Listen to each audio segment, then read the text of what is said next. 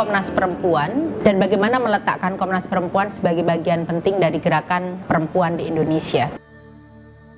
Komnas Perempuan lahir 98 sebagai bagian dari dorongan masyarakat anti kekerasan terhadap perempuan merespon peristiwa Mei 98, lalu mendorong Presiden Habibie untuk mendesak negara bertanggung jawab terhadap peristiwa Mei 98 dan jaminan untuk tidak berulang. Jadi institusi ini bukan sekedar gedung, bukan sekedar sesuatu yang disahkan melalui Perpres, tapi bentuk memorialisasi bangsa atas peristiwa yang sangat tragis, tragedi Mei 98, dan bentuk komitmen negara untuk menghentikan kekerasan.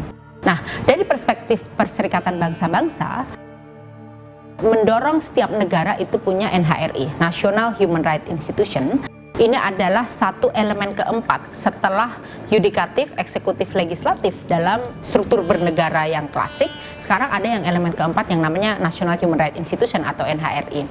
Ini fungsinya adalah untuk memantau, karena negara tidak bisa memantau dirinya sendiri, dan dia adalah satu koreksional sistem untuk memberikan rekomendasi, memberikan koreksi terhadap sebuah kebijakan, sistem hukum, implementasinya, dan lain sebagainya. Disinilah sebetulnya Komnas Perempuan mengambil peran penting menggunakan perspektif human rights, strategi human rights untuk menguatkan demokratisasi dan perlindungan dan penegakan HAM di Indonesia dengan perspektif perempuan, dengan fokus kepada anti kekerasan terhadap perempuan. Nah, tetapi sebagai mekanisme HAM nasional, bekerja di komunitas yang sangat religius tidak bisa dipisahkan, harus punya kecerdasan untuk bisa membuat tafsir-tafsir yang bisa diterima, mudah diadopsi oleh masyarakat Indonesia. Untuk itu kita bekerja sama dengan sejumlah institusi negara yang kita sebut dengan metodologi breaking the silence atau memecah kebisuan. Idenya adalah mendorong institusi agama untuk mendengar suara korban.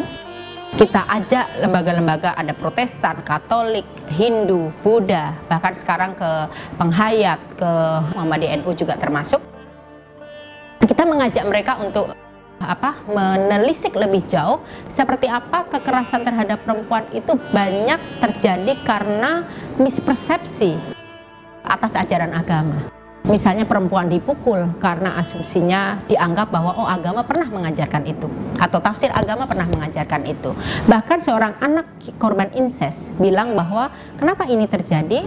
Rupanya anak ini bilang bahwa karena dalam agama kita harus hormat kepada orang tua dan menuruti apa kemauannya gitu. Jadi yang seperti inilah kemudian kita menjadi tantangan luar biasa bagi institusi agama, dan kita dorong institusi tersebut setelah mendengar suara korban untuk membuat tafsir yang lebih ramah terhadap korban, dan kita dorong diinstitusionalisasi ke dalam kebijakan lembaga-lembaga agama tersebut gitu. Ini yang coba kita lakukan, dan sekarang kita juga menggunakan satu pendekatan untuk menggunakan konstitusi, karena konstitusi ini kan satu spirit kontrak bersama.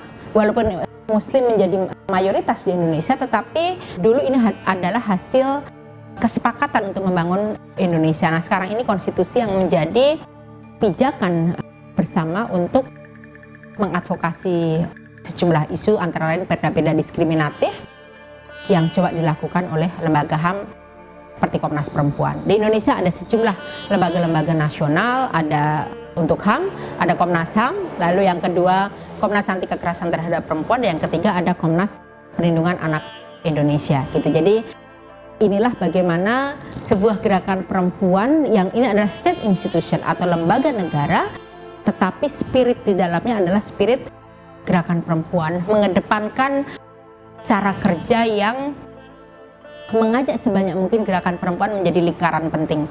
Makanya Komnas Perempuan sampai sekarang tidak ingin kita membuat satu cabang gitu yang akhirnya orang banyak memakan dana negara, tapi justru kita ingin membuat satu institusi yang ramping, yang sintal, yang kecil, tetapi kita punya sayap banyak karena pertautan dengan sejumlah gerakan perempuan maupun institusi-institusi negara yang lain gitu. Jadi desain inilah yang hingga saat ini kita pilih, termasuk persentuhan intensif dengan korban, mendorong korban dari victim menjadi survival, lalu kita ingin bertransisi menjadi defender. Jadi dari korban menjadi penyintas, lalu menjadi pejuang gitu. Ini yang menjadi nafas bersama dari sebuah magnet gerakan perempuan di Indonesia.